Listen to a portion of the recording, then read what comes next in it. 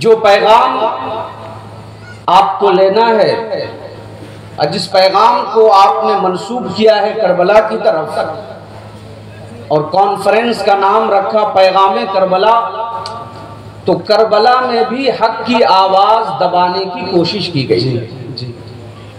मगर हक वालों की शान क्या होती है?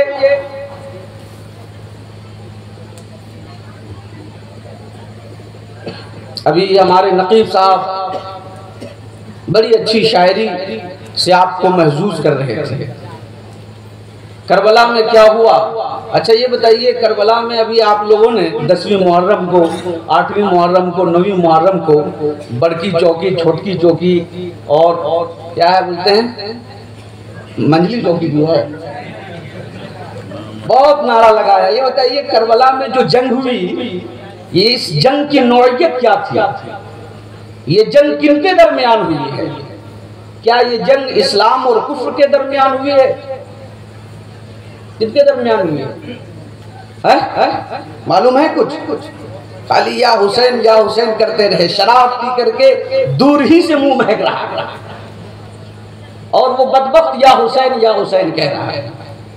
अरे हुसैन की शान तो ये है कि नबी ने उनकी जबान की ऐसी हिफाजत फरमाई कि इमाम पाक ने एक मर्तबा सदक़े के खजूर को मुंह में ले लिया तो मुस्तफ़ा कौनैन ने अपनी उंगली डाल करके बाहर निकाल दिया और फरमाया, शहजादे ये माल का मैल है, ये तुम्हारी शान के खिलाफ है। तो जिस शहजादे की जबान की हिफाजत मुस्तफा ने शान से किया है, उस आका का नाम तुम शराब पी करके लेते हो, उस आका का नाम तुम गुटखा खा करके लेते हो, उस आका का नाम तुम बेहुरमती के साथ लेते हो। तुम या हुसैन करते रहे और अगर आका हुसैन ने कह दिया तुम मेरा नाम ले रहे थे मगर तुम मेरे नहीं थे, तो फिर तुम्हारा क्या हश्र है? तो करबला में जो जंग हुई वो ईमान और कुफ्र की जंग नहीं थी, वो हक और बातिल की लड़ाई। दोनों तरफ मुसलमान ही थे, दोनों तरफ कलमा पढ़ने वाले थे, मगर एक तरफ हक की जमात थी और दूसरी तरफ बातिलों की जमात थी। बातिल ने चाहा हक की आवाज दबा दी जाए, मगर हक वालों की क्या शान थी? हक वाले थे बेखौफो खतर बोलते रहे। आप भी बोलिए सुभान अल्लाह। हक वाले थे बेखौफो खतर बोलते रहे, पहरा था बोलने पे मगर बोलते रहे। यजीदियों ने चाहा इमाम हुसैन की आवाज दबा दी जाए, ये हक की आवाज बुलंद कर रहे हैं। हक की आवाज दबाने के लिए यजीदियों ने अली अकबर को शहीद कर दिया, सोचा हक की आवाज दब जाएगी। अली असगर को शहीद कर दिया, सोचा हक की आवाज दब जाएगी। अब्बास के बाजू काट दिए, सोचा हक की आवाज दब जाएगी। कासिम की जवानी पे घोड़े दौड़ा दिए, सोचा हक की आवाज दब जाएगी। मगर शान ये थी हक वाले थे बेखौफो खतर बोलते रहे, पहरा था बोलने पे मगर बोलते रहे। और खामोश चल के हो गई तलवार की ज़बां, खामोश चल के हो गई तलवार की ज़बां, लेकिन जो कट गए थे वो सर बोलते रहे, लेकिन जो कट गए थे वो सर बोलते रहे। यजीदियों ने हुसैन को हराना चाहा, मगर जीत किसकी हुई? किसकी हुई? जोर से बोलिए ना, अरे डर रहे हैं क्या? कोई डाउट है इसमें? जीत किनकी हुई? हुसैन की नहीं हुई। तो जीत वालों की आवाज तो बुलंद होनी चाहिए, तो जरा बुलंद आवाज में बोलिए या हुसैन, या हुसैन। हुसैन जीते तो किस शान के साथ जीते? दो नात दो शायर यहाँ मौजूद हैं, हमारे इलाके के जय्यद उलमा किराम, बेहतरीन कुर्रा और अइम्मा हजरात तशरीफ फरमा हैं। इन सब की दुआओं के सहारे कुछ जुमले में आपके गोश गुजार करना चाहता हूँ। मैं चूंकि आपके बगल का रहने वाला हूँ, मगर मैं बहुत दूर रहता हूँ। मुझको दावत दी तो मैंने माजरत कर लिया था कि हजरत अभी उत्तर प्रदेश का मामला अच्छा नहीं चल रहा है, मदरसों के हवाले से छुट्टी का मसला है। मगर अल्लाह का करम हुआ, एक ट्रेन चली है अभी नई बनारस से, उसकी टाइमिंग बड़ी अच्छी हो गई है हमारे लिए। 4 बजे वहाँ खुलती है और 8 बजे मैं कोडरमा पहुँच जाता हूँ और फिर वहाँ से इंटरसिटी पकड़ लेता हूँ। ये वंदे भारत जो चली है, तो मैंने ड्यूटी भी कर लिया और इंशाअल्लाह कल भी ड्यूटी करूंगा। बहरे कौसरो तस्नीमो इरम जीत गए है जी साहब। बहरे कौसरो तस्नीमो इरम जीत गए। एक तरफ 22,000 का लश्करे जर्रार, एक तरफ 72 नुफूस कुदसिया। मगर हाल क्या था? बहरे कौसरो तस्नीमो इरम जीत गए, भीड़ पसपा हुई मैदान में कम जीत गए। बहरे कौसरो तस्नीमो इरम जीत गए, भीड़ पसपा हुई मैदान में कम जीत गए। और वो जो हल्का सा तबस्सुम था लबे असगर, वो जो हल्का सा तबस्सुम था लबे असगर पे, उस तबस्सुम का ये मतलब था कि हम जीत गए। सुभान अल्लाह, सुभान अल्लाह। ये मतलब था कि हम जीत गए। बहरे कौसरो तस्नीमो इरम जीत गए, भीड़ पसपा हुई मैदान में कम जीत गए। अजीजान गिरामी वकार, ये पैगाम करबला कॉन्फ्रेंस है। बाकी की बात आई, मैं अभी जलसेगांव में आ रहा था तो एक नौजवान ने कान में कहा, हजरत, अब मैं खुद भी जानता हूँ, इलाके के रहने वाला हूँ, कहाँ क्या माहौल है मैं अच्छी तरह जानता हूँ। तो बहुत नौजवान जो हैं बहके हुए हैं, खूब शराब पी रखे हैं। इस हवाले से भी आप नसीहत करें। जी जी, आप अंदाजा लगाओ कि जिस इमाम पाक का आप जलसा मना रहे हो, उनकी तहारत और पाकीज़गी का आलम क्या है। उलमा की तवज्जो चाहूंगा। कुरान करीम में अल्लाह रब्बुल इज्जत ने इरशाद फरमाया, इन्नमा युरीदुल्लाहु अन युज़हिबा अन्कुम अहलल बैत, इन्नमा युरीदुल्लाहु लियुज़हिबा अन्कुम क्या है ये करीम, अन्कुम रिस अहलल बैत व युतहिरकुम तत्हीरा। मफहूम ये है, ए अहले बैत, अल्लाह तुम्हें पाक करना चाहता है, अल्लाह तुमसे निजासत को दूर करना चाहता है। तो अल्लाह ने इमाम हुसैन को पाक रखा, नजासत से दूर रखा। कितना पाक रखा वो आपको मैं बताऊं। नजासत की 2 किस्में हैं, एक तो नजासत जाहिरी है और एक नजासत बातिनी है। नजासत जाहिरी है कि कपड़े में नजासत लग जाए, कपड़े में शराब लग गई, आपने कपड़े को धुल लिया, कपड़ा पाक हो गया। और एक नजासत बातिनी है, अकीदे की नजासत, आमाल की नजासत। तो अल्लाह ने अहले बैत अतहार को बलफ्ज़े दिगर इमाम हुसैन को, इमाम हसन को, इमाम अली को और हजरत फातिमा को जाहिरी नजासत से पाक किया। तो अल्लाह की शान से बईद है कि अल्लाह अहले बैत अतहार को जाहिरी नजासत से पाक करे और बातनी नजासत से पाक ना करे। ये अल्लाह की जात से बईद है। आला हजरत ने इसी बुनियाद पे इरशाद फरमाया कि जब अल्लाह ने अहले बैत अतहार यानी सैयदों को जाहिरी निजासत से पाक रखा तो उन्हें बातनी निजासत से भी पाक रखा। यही वजह है कि कोई भी सैयद वहाबी नहीं हो सकता है, बदअकीदा नहीं हो सकता है, गुमराह नहीं हो सकता है, राह रात से भटक नहीं सकता। अब आपके जहन में सवाल पैदा होगा, आप कैसी बात कर रहे हैं मुफ्ती साहब, हमने तो बहुत से वहाबियों को देखा है, वो सड़ा हुआ वहां भी है, मगर नाम के आगे सईद लिख रहा है। शिया है, नाम के आगे सईद लिख रहा है। मिर्जाई है, नाम के आगे सईद लिख रहा है। राफजी है, नाम के आगे सईद लिख रहा है।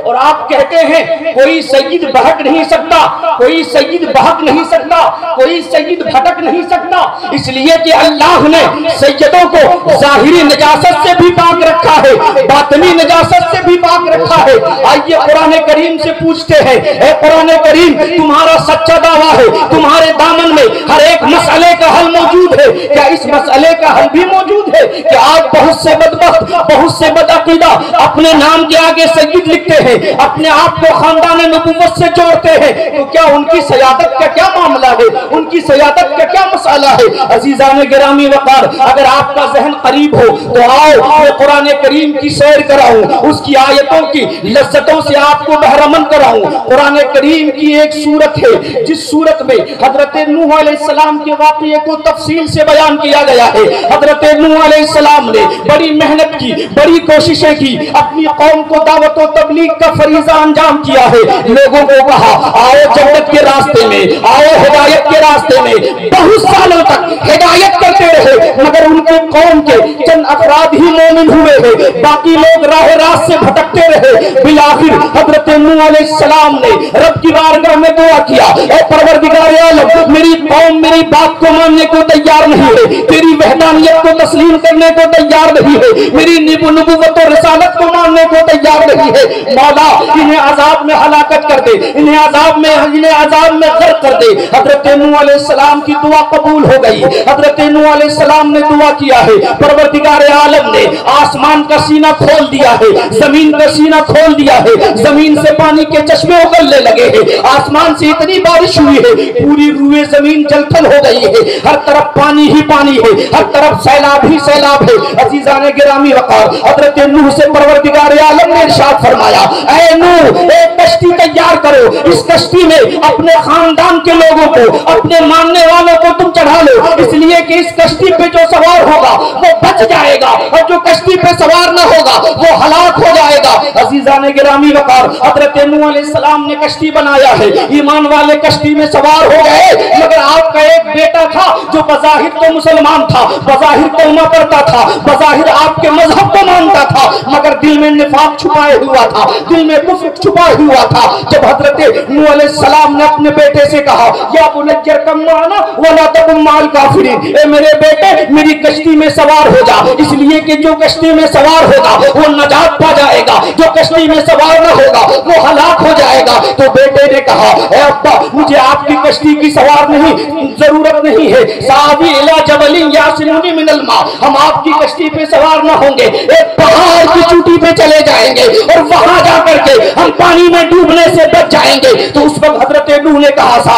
ए मेरे बेटे आज अल्लाह के अजाब से कोई नहीं बच सकता है, हाँ अल्लाह जिस पे रहमो करम की बारिश करे, अल्लाह की इनायतें जिसकी तरफ मुतवज्जे हो जाए वो अल्लाह के अजाब से बच सकता है। अजीजान गिरामी वकार, आपका बेटा कनान जिसकी रगों में हजरत नूह का खून दौड़ रहा था, बाप के मसलक से हट गया है, बाप के दीन से हट गया है, बाप के मजहब से हट गया है, नतीजा ये हुआ है वो पानी में डूबने लगा है। जब हजरत नूह ने देखा है मेरी निगाहों के सामने मेरा लख्ते जिगर, मेरा नूरे नर जिसके रगों में मेरा खून दौड़ रहा है पानी में डूब रहा है, रब की बारगाह में हाथ को उठाया है, दुआ के लिए हाथ को बुलंद किया है, अर्ज किया है, ऐ परवरदिगार आलम इन्नबनी अहली इन्नबनी मिन अहली, मेरा बेटा मेरे खानदान से है, मेरा बेटा मेरे खानदान से है, इसकी रगों में मेरा खून दौड़ रहा है और परवरदिगार आलम तूने वादा फरमाया है मेरे खानदान वालों को, मेरे रिश्तेदारों को तू हलाक न फरमाएगा। मेरी निगाहों के सामने मेरा बेटा पानी में डूब रहा है, मौला तू इसकी हिफाजत फरमा ले, मौला तू इसकी हिफाजत फरमा ले। हजरत नूह अलैहिस्सलाम ने दुआ फरमाया है, आप गौर फरमाइए, कुरान करीम में अल्लाह इरशाद फरमाता है, या नूह इन्नहु लैसा मिन अहलिक इन्नहु अमलुन गैर सालिह, ए नूह ये जरूर है इसकी रगों में तुम्हारा खून दौड़ रहा है, ये तुम्हारा बेटा तो जरूर है मगर ये तेरे मजहब से हट गया है, तेरे मसलक से हट गया है, तेरे दीन से हट गया है। इन्नहु लैसा मिन अहलिक, पहले तुम्हारा बेटा तो जरूर था मगर तेरे दीन से हट गया है, तेरे मसलक से हट गया है, अब ये तेरा बेटा नहीं रहा है, अब ये तेरा रिश्तेदार नहीं रहा है। इन्नहु अमलुन गैर कि इसका अमल अच्छा नहीं है, इसका अकीदा अच्छा नहीं है। अजीजान गिरामी वक़ार, कुरान करीम की इस आयत पर जब बरेली के ताजदार की निगाह पड़ी तो बरेली के ताजदार ने नतीजा अखज़ करते हुए इरशाद फरमाया है कि हजरत नूह का बेटा कनान, जिनकी रगों में हजरत नूह का खून दौड़ रहा था, जब अपने बाप के मसलक से अलग हो गया, अपने बाप के दीन से अलग हो गया, अपने बाप के अकीदे से अलग हो गया, तो कुरान ने ऐलान फरमा दिया, ऐ नूह ये तुम्हारा बेटा नहीं है, ये तुम्हारा बेटा नहीं है। यहीं से ये नतीजा मिल गया है। अगर कोई अपने आप को सय्यद कहे, अपने आप को खानदान नबूवत से जोड़े, अपने आप को मुस्तफा जाने रहमत की औलाद कहलाए, मगर मुस्तफा जाने रहमत की सीरत से हट जाए, मुस्तफा जाने रहमत के मसलक से हट जाए, मुस्तफा जाने रहमत के अकीदे से हट जाए, नबी की शान में गुस्ताखी करे, इमाम हुसैन की शान में गुस्ताखी करे, तो अगरचे उसका रिश्ता खानदान नबूवत से था, मगर अपने नाना के मसलक से हट गया, तो उसका रिश्ता खत्म हो गया। जैसे नूह का बेटा अपने बाप के मसलक से हटा, रिश्ता खत्म हो गया, वैसे ही जो सयादत का दावा करते हैं मगर मुस्तफा जाने रहमत के मसलक से हट गए, उनका रिश्ता सयादत से खत्म हो गया। बेशक बेशक, सुभान अल्लाह, सुभान अल्लाह। नारे तकबीर, नारे रिसालत, मसलके आला हजरत, फैजाने आला हजरत, पैगामे करबला कॉन्फ्रेंस, नारे तकबीर, नारे रिसालत। नहीं देखना है कि किस सैयद साहब की वीडियो आ गई है और कह दिया कि ढोल बजाना जायज है, ये नहीं देखना है। सिर्फ लेबल देख करके धोखा नहीं खाना है, वरना आज के दौर में शराब में भी दूध का लेबल लगा दिया जा रहा है। इसलिए आपको परखना है कि ये जो मसला बता रहा है ये शरीयत के मुताबिक है कि नहीं, कौन बता रहा है ये नहीं देखना है, क्या बता रहा है ये देखना है। अजीजान गिरामी वक़ार, आज बेरारवी इस कदर बढ़ी हुई है कि पैगंबर ने जो इरशाद फरमाया था, एक जमाना ऐसा आएगा कि जिस जमाने में बंदा शाम में मुसलमान होगा तो सुबह होते होते काफिर हो जाएगा, सुबह में मुसलमान होगा तो शाम होते होते काफिर हो जाएगा। आज जो हमारी बेरारवी का आलम है, सुबह होने लगता है, कहीं ऐसा तो नहीं कि हम उसी जमाने में कदम रख चुके हैं। अजीजान गिरामी वक़ार, इसलिए सिर्फ ये टाइटल देख करके आपको धोखे में नहीं आना है, बल्कि ये देखना है वो जो बता रहे हैं उसका ताल्लुक शरीयत से है कि नहीं। अजीजान गिरामी वक़ार, आज हम इमाम हुसैन की याद में यहाँ बैठे हुए हैं, पैगाम करबला लेने के लिए यहाँ पर बैठे हुए हैं। तो सबसे पहला पैगाम करबला इमाम हुसैन का ये है कि सबसे पहले अपने अकीदे को दुरुस्त रखो। अकीदा दुरुस्त होगा तो अकीदा ये ईमान की बुनियाद है। अगर बुनियाद मजबूत होगी तब उस पर अमल की तामीर अच्छी होगी, मगर बुनियाद ही अगर खोखली है, बुनियाद ही में अगर दमखम नहीं है तो न फिर ये नमाज काम आएगी, न रोजा काम आएगा, न हज काम आएंगे, न ज़कात में जो आपने खतीर रकम खर्च किया है वो काम आने वाले। इसलिए अकीदे को मजबूत करना है। जब अकीदा मजबूत होगा उसके बाद फिर अमल को मजबूत करना है। इमाम हुसैन ने करबला में जंग किया तो क्या इमाम हुसैन को यजीद से कोई जाती दुश्मनी थी, कोई प्रॉपर्टी का मसला था, कोई मालो जायदाद का मामला था? नहीं। क्या मामला था? मामला ये था कि यजीद शराब पीता था। क्या करता था? यजीद जुआ खेलता था। क्या करता था?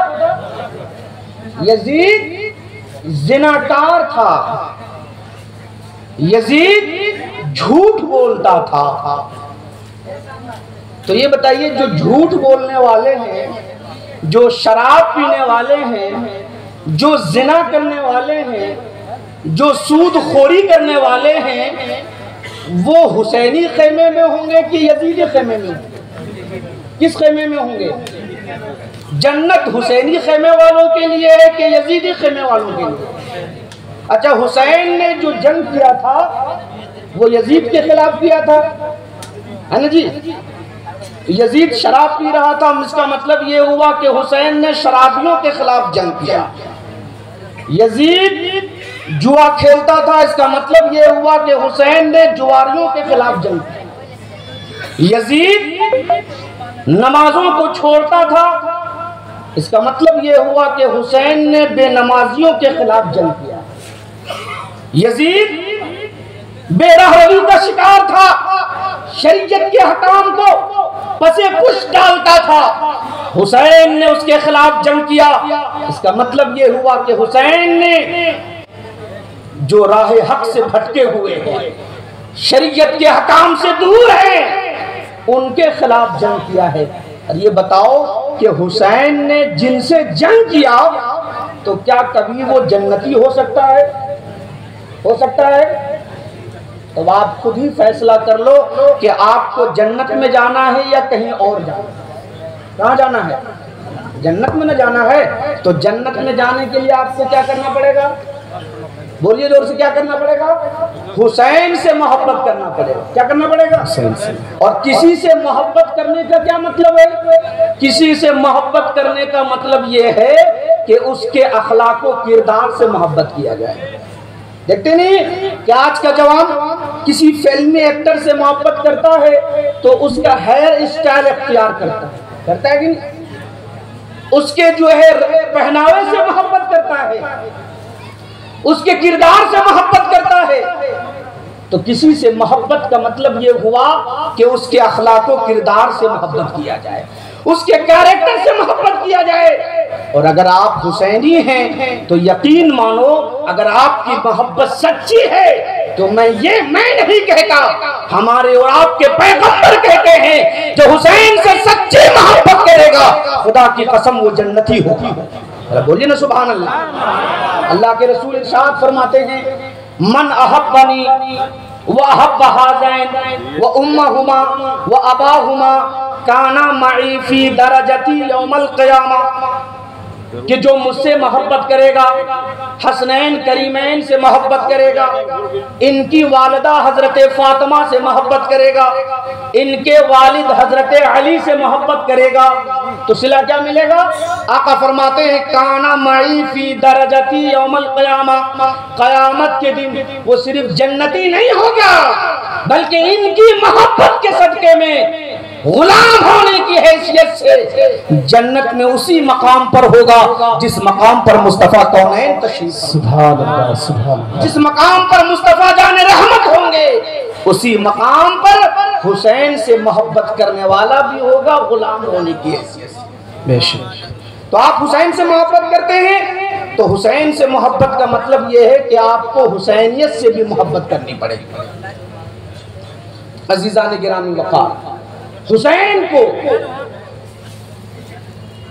अल्लाह के रसूल ने अपने दीन की हिफाजत के लिए कैसे तैयार फरमाया, आप मुलाहजा करें। अल्लाह के रसूल सैयद आलम सल्लल्लाहु अलैहि वसल्लम हजरत हुसैन को चूमते भी थे और सूंघते भी थे। यशुम्मुहुमा व यदुम्मुहुमा व युक़ब्बिलुहुमा, हुसैन को और हसन को प्यारे आका चूमते भी थे और सूंघते भी थे। हम भी अपने बच्चों को चूमते हैं, उन्हें बोसा लेते हैं। आप भी अपने बच्चों को चूमते होंगे, उन्हें बोसा लेते होंगे। आपने भी अपने मोहल्ले में, अपने खानदान वालों में, अपने इलाकों में, अपने सोसाइटी में देखा होगा, छोटे बच्चों को चूमा जाता है, उन्हें बोसा लिया जाता है। मगर आज तक आपने ऐसा नहीं देखा होगा कि कोई बाप अपने बेटों को सूंघता भी। देखा आपने? बच्चों को चूमा जाता है, बच्चों को चिमटाया जाता है, गले से लगाया जाता है। मगर क्या वजह है कि प्यारे मुस्तफा हसनैन करीमैन को सिर्फ सीने से नहीं लगा रहे हैं, सिर्फ बोसा नहीं दे रहे हैं, बल्कि जहां सीने से लगा रहे हैं, जहां बोसा दे रहे हैं, वहीं आप हसनैन करीमैन को सूंघ भी रहे हैं। पूछा गया, या रसूल अल्लाह, बच्चों को चूमने का मतलब तो समझ में आता है, सीने में लगाने का मतलब तो समझ में आता है, मगर हसनैन करीमैन को सूंघने का क्या मामला है? तो आका कौनैन ने जवाब दिया, इसकी वजह जानना चाहते हो? सुनो, हुमा रैहानता मिन दुनिया, हसनैन करीमैन ये आम बच्चों की तरह नहीं है, ये तो दुनिया में जन्नत के फूल है और फूलों को चूमा भी जाता है और फूलों को सूंघा भी। हसनैन फूल है। बहुत खूब। आप हसन से मोहब्बत करेंगे, हुसैन से मोहब्बत करेंगे तो आपको जन्नती फूल की खुशबू मिल जाएगी और आपको जन्नत में उसी मकाम पर पहुंचा दिया जाएगा जहां पर ये फूल मौजूद होंगे। और आप अल्लाह के रसूल ने अपने नवासों को फूल कह करके ये इशारा भी फरमा दिया कि ऐ लोगों, फूलों को सूंघा जाता है, फूलों को सूंघोगे तो उससे खुशबू मिलेगी, लेकिन अगर तुमने फूलों को मसल दिया तो फूलों को मसलने में फूल में कड़वाहट हो जाती है। क्या होती है? फूल में कड़वाहट होती है।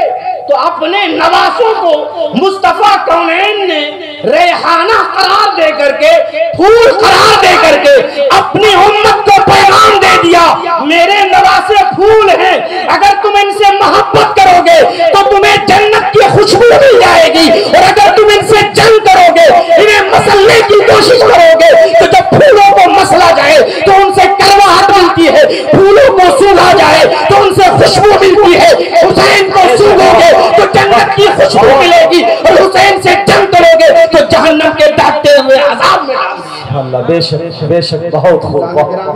हक है। हसनैन करीमैन, अच्छा ये बताइए, हमारे और आपके नबी का साया है? बोलिए ना, मुस्तफा कौनैन का साया है? अरे हाँ या ना कुछ बोलिएगा। नहीं है ना? अच्छा क्यों नहीं है?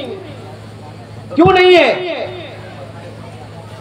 आप रास्ते से गुजर रहे हैं, सुबह के वक्त में जब सूरज निकला आप रास्ते से गुजरे तो आपका साया होगा कि नहीं होगा?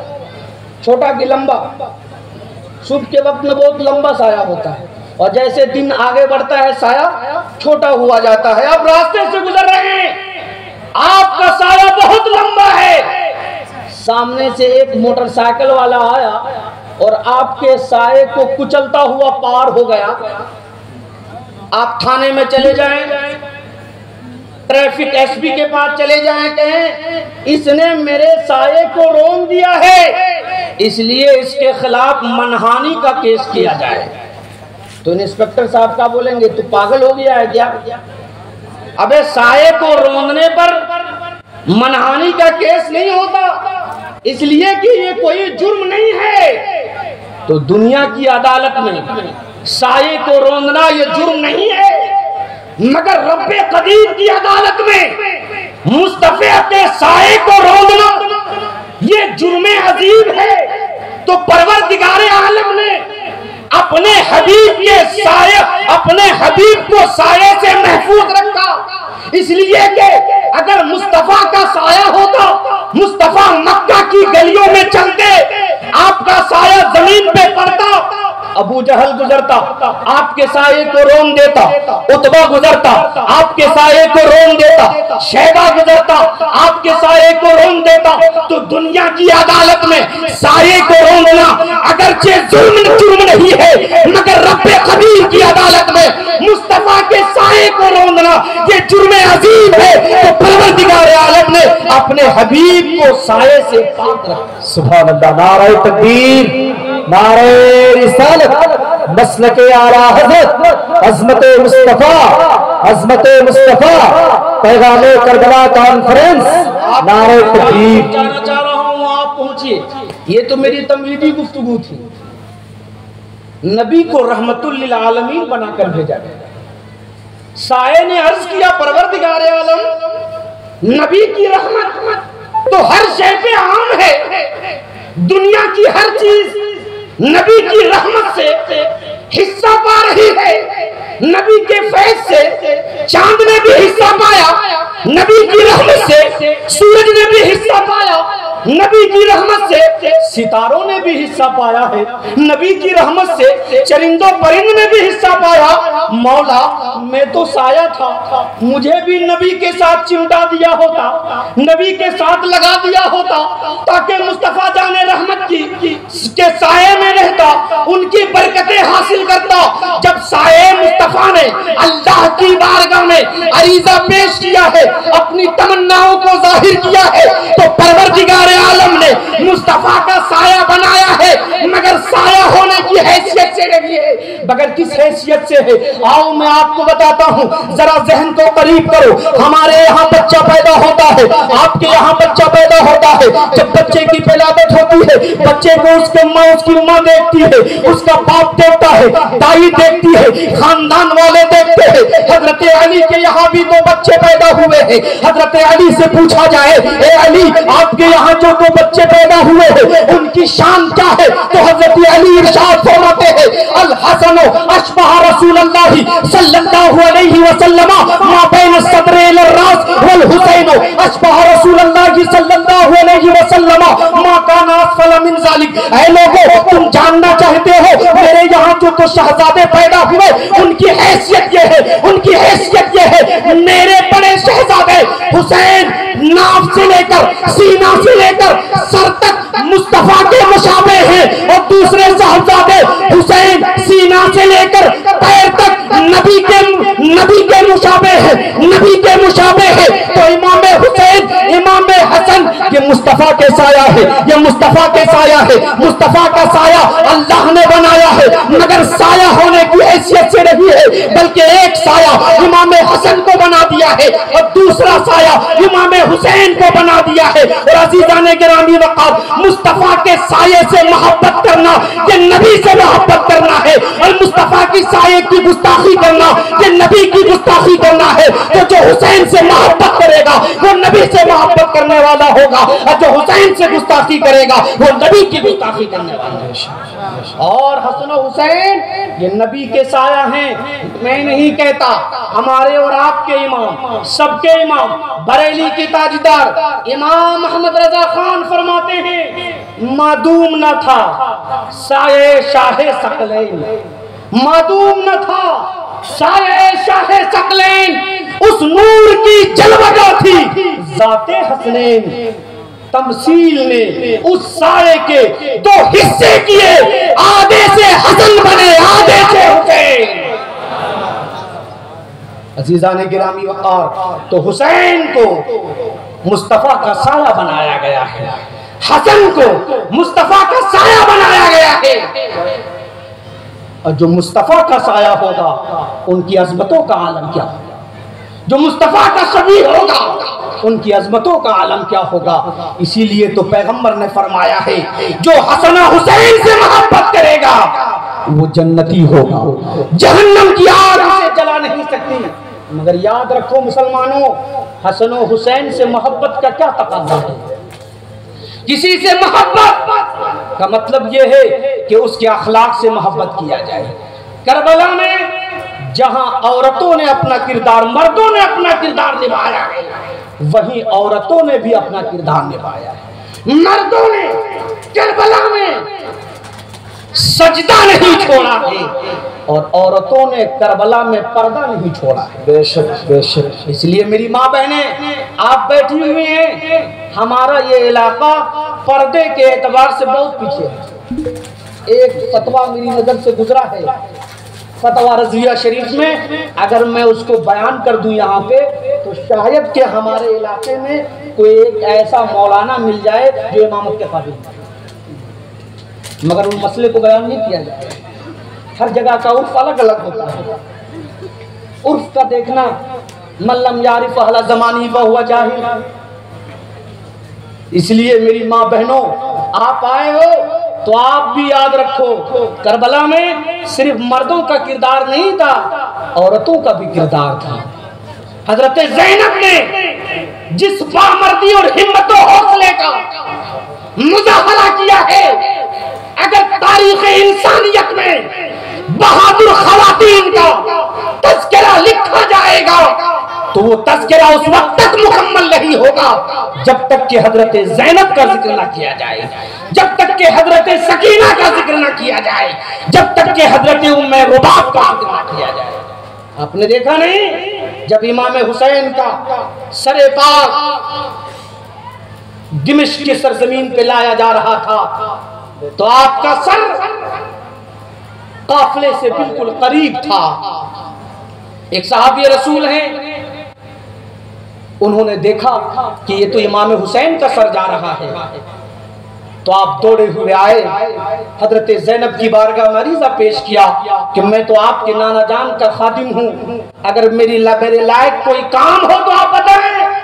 तो हजरत ज़ैनब ने कहा एक काम है, अगर आपसे हो सके तो आप कर दें। उन्होंने कहा आप कहें, मेरे माँ बाप आपके नाना जान पर कुर्बान हैं। तो हजरत ज़ैनब ने कहा हमारे भाई का सर हमारे सामने है, सरे हुसैन को लोग देख रहे हैं और सरे हुसैन को देखने की आड़ में उनकी निगाहें मेरे चेहरे पे पड़ रही है और मैं बेहिजाब हो जा रही हूँ। आपसे अरीज़ा है, अगर आपसे हो सके तो मेरे भाई के सर को काफिले से आगे कर दे ताकि लोगों की निगाह उनके सर की तरफ हो जाए और गैर मर्दों की निगाह मेरे चेहरे पे न पड़े।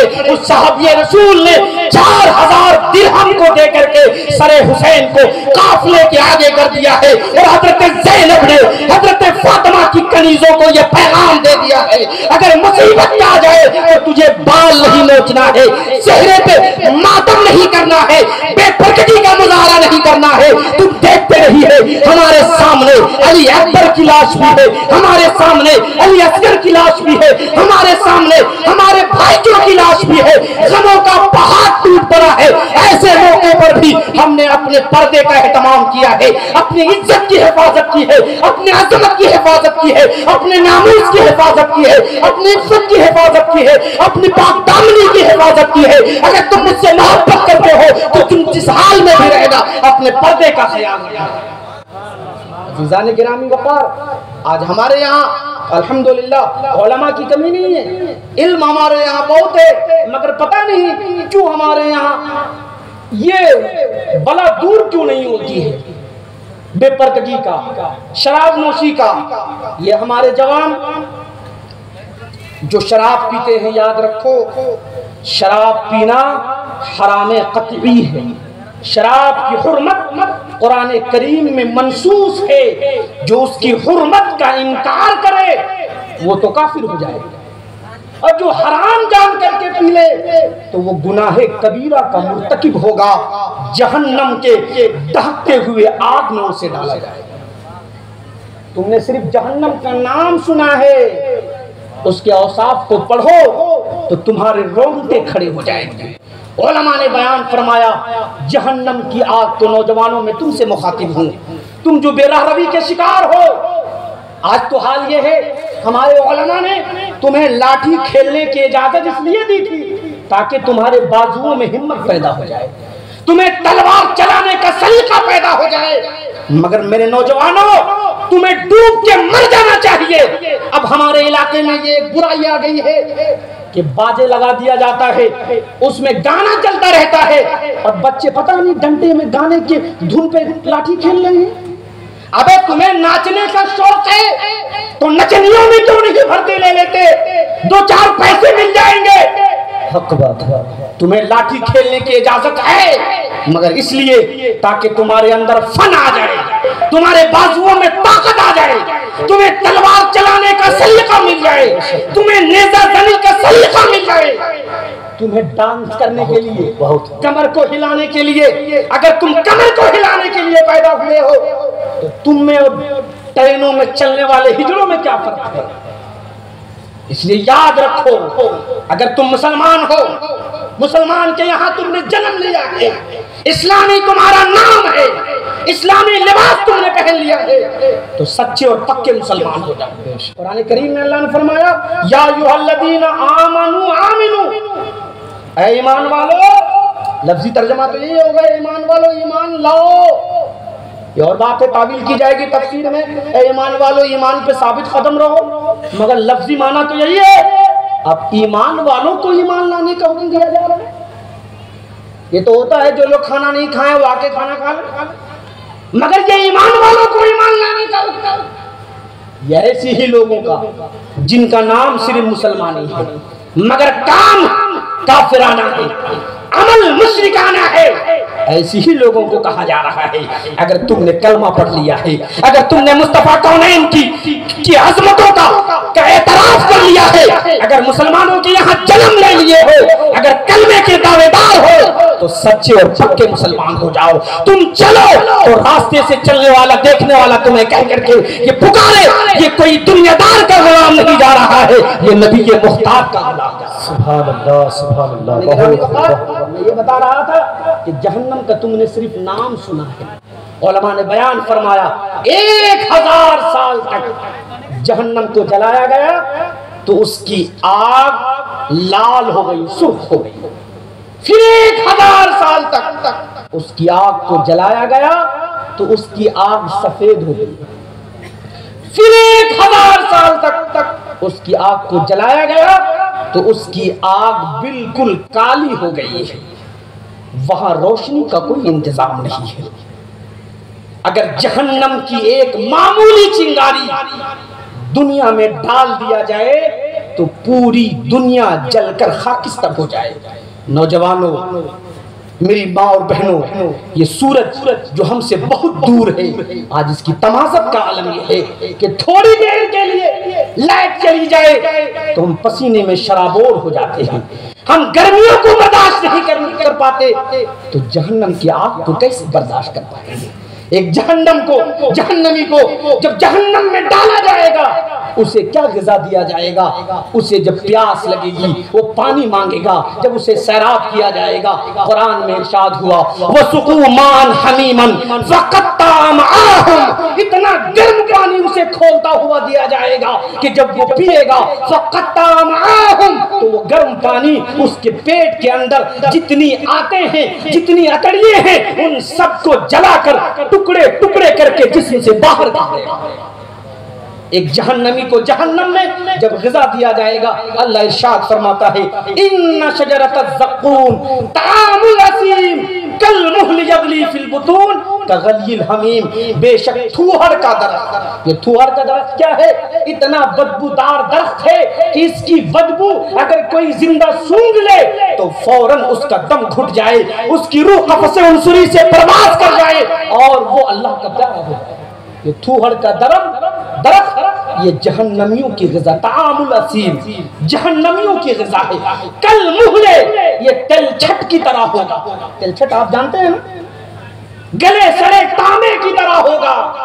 जब पेट में जाएगा, पेट ऐसे ही खोलेगा जैसे एक बड़े चूल्हे पे हांडी चढ़ा दिया जाए और उस हांडी में जैसे पानी खोलता है, एक जहन्नमी को जहन्नम में जब ग़िज़ा दिया जाएगा तो उसका पेट उसी खोलते हुए हांडी की तरह खोलेगा। अज़ीज़ान गिरामी वक़ार, तुम जब नाचते हो, तुम जब शराब पीते हो, तुम जब जुआ के अड्डे को आबाद करते हो, उस वक्त तुम जहन्नम को क्यों नहीं याद करते? उस वक्त तुम जहन्नम की हौलनाकियों को क्यों नहीं याद करते? इसमें कमी हमारी भी है। हमने अपने स्टेजों से इतनी जन्नत की खुशखबरी सुना दी है, इतने फज़ाइल की हदीसें बता दी है कि सब बेरारवी के शिकार हो गए। अरे हमारी बख्शिश तो हो जाएगी ना, हमारी बख्शिश तो हो जाएगी ना, मगर मालूम है कितने दिनों में बख्शिश होगी? किसी की 500 साल तक जहन्नम में जलेगा, कोई 1000 साल तक जहन्नम में जलेगा, तब जाकर के कहीं उसकी बख्शिश होगी। 1 मिनट, 1 लम्हा अगर खोलते हुए तेल में आपको डाल दिया जाए तो आप जल करके कबाब बन जाएंगे। 1000 साल तक जहन्नम में जलेंगे तो क्या हाल होगा? ऐसा नहीं है कि जहन्नम में जले गए और खत्म हो गया। जहन्नम में जैसे जहन्नमी को डाला जाएगा, डालते ही वो कोयला बन जाएगा, फिर उसको बाहर निकाला जाएगा, फिर उसको आबे हयात में डाला जाएगा। जैसे ही आबे हयात में उसको डाला जाएगा, फिर वो सही सालिम हो जाएगा, जिसमें गोश्त आ जाएंगे। और ये नहीं कि छोड़ दिया जाएगा, फिर जहन्नम में डाला जाएगा। जैसे ही डाला जाएगा जल करके फौरन कबाब बन जाएगा। ये नहीं कि मामला खत्म हो गया, फिर बाहर निकाला जाएगा, फिर उसको आबे हयात में डाला जाएगा। जैसे ही आबे हयात में डाला जाएगा, फिर वो जिंदा हो जाएगा, जिस्म सही सालिम हो जाएंगे, मामला खत्म नहीं होगा, फिर जहन्नम में डाला जाएगा। किसी के साथ 500 साल तक, किसी के साथ 1000 साल तक ये मामला किया जाएगा। तब की रब की रहमत को जोश आएगी, मुस्तफ़ा कौनैन सिफारिश करेंगे, तब कहीं जाकर के बख्शिश होगी, बशर्ते के ईमान पर खात्मा हुआ। अज़ीज़ान गिरामी वक़ार, इसलिए जहन्नम की हौलनाकियों को याद करिए। आप इमाम हुसैन का नारा लगाते हो, खूब लगाओ, मगर नारा आपका सच्चा उसी वक्त होगा जब इमाम हुसैन की सीरत पे आप अमल करें। आप एक वाक़या दिखा दीजिए कि जहां पर इमाम हुसैन ने एक वक्त की नमाज कज़ा किया हो।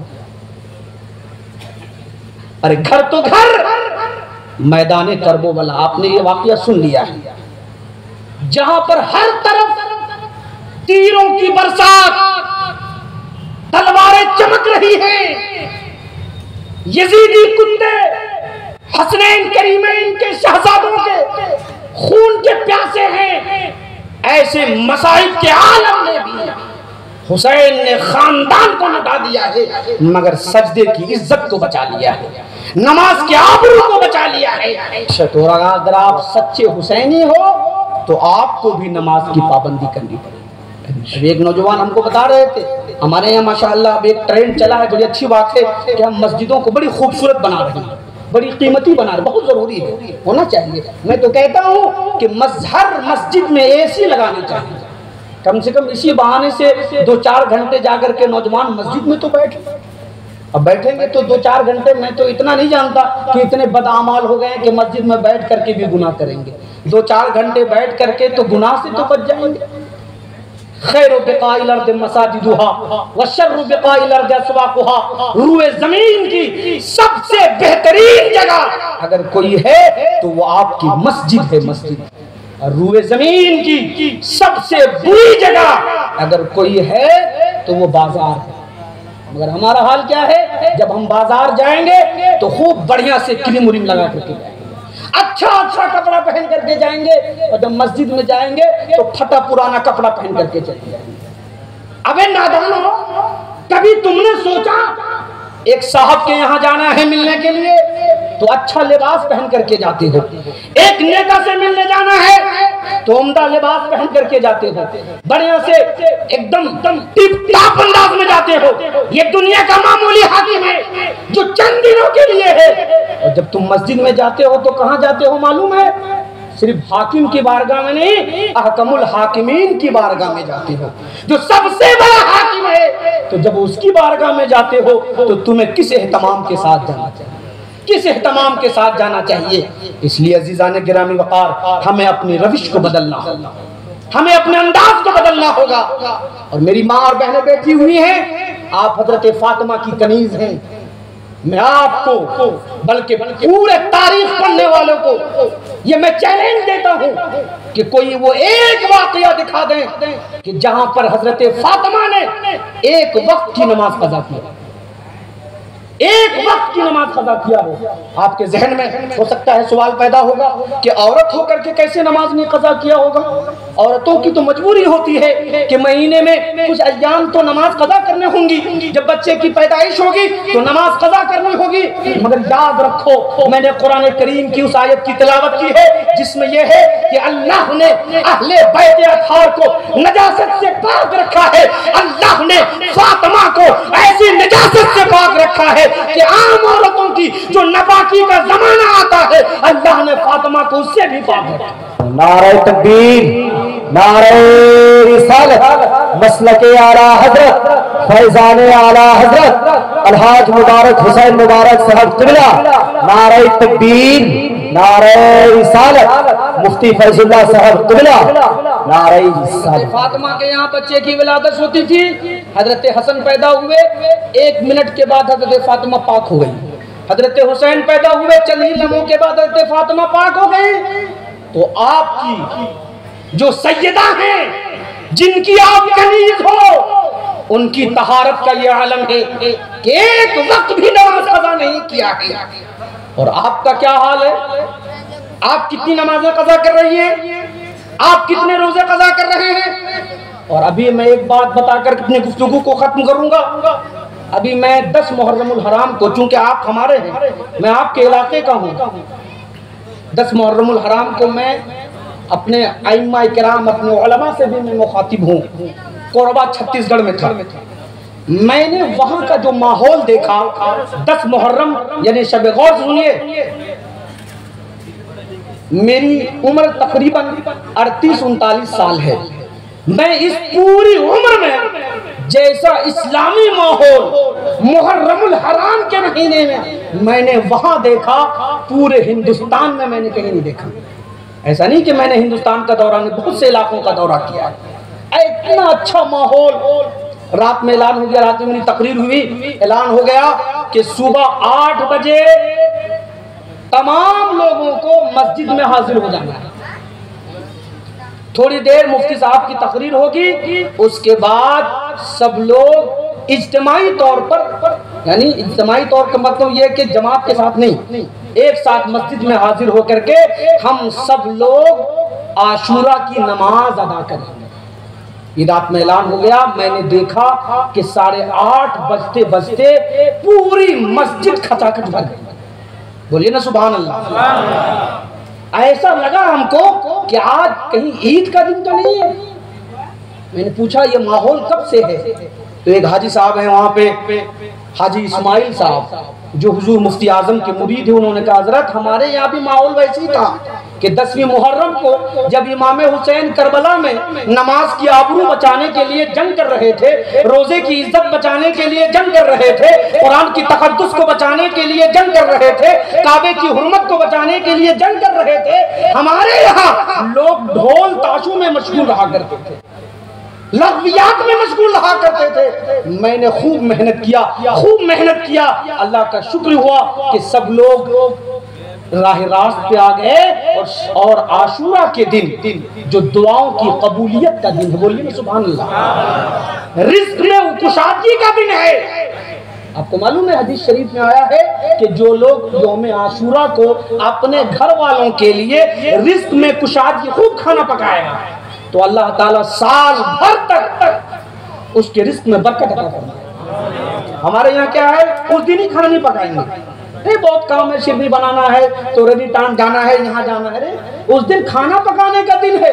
पैगंबर फरमाते हैं कि उस दिन जो अपने घर में खूब खाना पकाएगा, अपनी औलाद पर फराखी का मुजाहरा करेगा तो अल्लाह ताला साल भर तक उसे उसाद अता फरमाएगा। और हम उस दिन नहीं करते और फिर दुआ के लिए, तावीज़ के लिए दौड़ते रहेंगे, यहाँ वहाँ रिस्क के लिए दुआ कर दिए, रिस्क के लिए दुआ कर दिए। अरे जो नुस्खा तुम्हारे पैगंबर ने तुमको अता किया है, उस नुस्खे से तुम खुद गाफिल हो। तो हाजी साहब ने कहा तो मैंने ये कोशिश की, मुफ्ती आजम के मुरीद हैं, कोशिश किया तो ये नतीजा हुआ। तो क्या हमारे यहाँ ये नहीं हो सकता? अच्छा, साथ में ये भी हुआ कि नमाजें पढ़ी, तकरीर हुई मेरी पहले, उसके बाद सब ने नमाजें पढ़ी और वो दुआ जिसको जिंदगी बीमा कहा जाता है, फज़ाइल के बाब में है, उसको मानने में कोई हर्ज नहीं। हमारे पास उलमा कलाम करने लगते हैं कि ये ज़ईफ़। अरे ज़ईफ़ है तो क्या हुआ? अमाल के बाब में, फज़ाइल के बाब में हदीस ज़ईफ़ भी मोतबर है। और जिस हदीस को तलक़्क़ी उम्मत हासिल हो जाए, उम्मत जिसको आम तौर पे कबूल कर ले, तो वो हदीस दर्जे ज़ऊफ़ से हट करके वो दर्जे हसन को पहुंच जाती है। ये हदीस के उसूली ज़ाब्ते को जानते नहीं, कहीं पढ़ लिया हदीस ज़ईफ़ है। अबे आमाल के बाब में है, फज़ाइल के बाब में है, फज़ाइल के बाब में हदीस ज़ईफ़ भी मोतबर है। अगर उसी बहाने से किसी ने उस दुआ को पढ़ लिया, आशूरा की नमाज को पढ़ लिया, तो तुम्हें क्या जलन है? तो सब लोगों ने इज्तिमाई तौर पर, इमाम साहब ने माइक में वो दुआ पढ़ी। उस दुआ की फजीलत क्या मालूम है? कि जिसने उसको पढ़ लिया या किसी से पढ़वा कर सुन लिया तो अल्लाह की रहमत से उम्मीद है कि उस साल उसकी मौत नहीं आएगी इंशाअल्लाह। ये माहौल मैंने वहां देखा। पिछले जुमा मैं घर ही में था तो मैंने अपनी मस्जिद में ये ऐलान किया। तो क्या अच्छा, और साथ ही साथ उस हाजी साहब का जब ये वाकया मैंने सुना तो उनको मैंने एक हदीस सुनाई ताकि उनकी हौसला अफजाई हो जाए। मैं आपको सुनाता हूँ। अब मैंने अपने गांव के बुजुर्गों को भी कहा था और खरगू के जो बुजुर्ग हैं, जो जिम्मेदार हैं, उनसे भी मुखातिब हूँ। हम सब नौकरी कर रहे हैं ना, तो गवर्नमेंट हमारे लिए फिक्रमंद है कि हमारी सर्विस, हमारी तनख्वाह से कुछ पैसा काट करके जीपीएफ में रख देती है। क्यों? ताकि जब हम रिटायर हो जाएं, कमाने के लायक ना हो, पता नहीं है हमारी औलाद हमारा ख्याल ख्याल करेगी कि नहीं, उस वक्त वो पैसा हमको काम आए। तो जब दुनिया की जिंदगी के लिए हम इतने फिक्रमंद हैं कि पता नहीं बुढ़ापे में कौन हमारा ख्याल करेगा कि नहीं, तो मरने के बाद के लिए आप क्यों नहीं फिक्रमंद हैं? जब आपकी औलाद दुनिया में आपको छोड़ दे रही है तो मरने के बाद कितना ख्याल करेगी। मैंने हाजी साहब को कहा, हाजी साहब आप बड़े खुशनसीब हैं, हदीस शरीफ में आया है, अल्लाह के रसूल ने इरशाद फरमाया, मन सन्ना फिल इस्लाम सुन्नतन हसना, जिसने इस्लाम में, मज़हब इस्लाम में कोई अच्छा तरीका ईजाद किया है तो उस तरीके का ईजाद करने का सवाब भी उसे मिलेगा, और उस तरीके पे जब तक लोग अमल करते रहेंगे उस अमल करने वालों का सवाब भी उस शख्स को मिलता रहेगा। मैंने कहा हाजी साहब आपने मरने के बाद के लिए बैलेंस तैयार कर लिया है, आप मर जाएंगे जब तक कि ये तरीका बाकी रहेगा आपके नामाए अमाल में आपको सवाब मिलता रहेगा। तो हमारे बुजुर्ग हजरात, अब बात चाचा आप सुन रहे हैं कि नहीं, और बाकी लोग, जिंदगी का कोई भरोसा नहीं है। एक साहब ने कहा था ना मलकुल मौत से कि जब हमारी मौत का वक्त करीब आ जाए तो हमको बता देना कि आप तुम मरने वाले हो। मलकुल मौत आ गए रूह कब्ज करने के लिए, तो कहा मैंने आपसे कहा था ना कि मरने से पहले आप मुझको, कहा मैंने तो आपको खबर दिया। बोला कब खबर दिया? बोला देखते नहीं हो कि आपके दाढ़ी के बाल पक गए, आपके सर के बाल पक गए, आपकी आंख की बीनाई चली गई, आपके आजा कमजोर हो गए, अब आप लाठी के बल चल, ये सब क्या है? मौत के कासिद ही तो हैं, मौत की खबर देने वाले तो हैं। कि आप लाठी के बल चल रहे हैं उसका मतलब ये है कि आप ज्यादा दिन तक जिंदा नहीं रहोगे। आपके दाढ़ी के बाल, आपके सर के बाल पक गए, आपके कुआं कमजोर हो गए, इसका मतलब ये है कि आप आखिरत के मुसाफिर तो सब हैं, मगर आपकी मुसाफरत अनकरीब मंजिल तो पहुंचने वाली है। तो आप ये नहीं चाहते हैं कि आपको एक ऐसा तरीका इजाद कर दीजिए, ऐसा तरीका इस्लाम में तैयार कर दीजिए। बहुत लोगों ने बुरा तरीका इजाद कर दिया है, जो लोग इजाद करके गए हैं ना अभी उनको पता चलता होगा कब्र में कैसी ठुकाई होती है।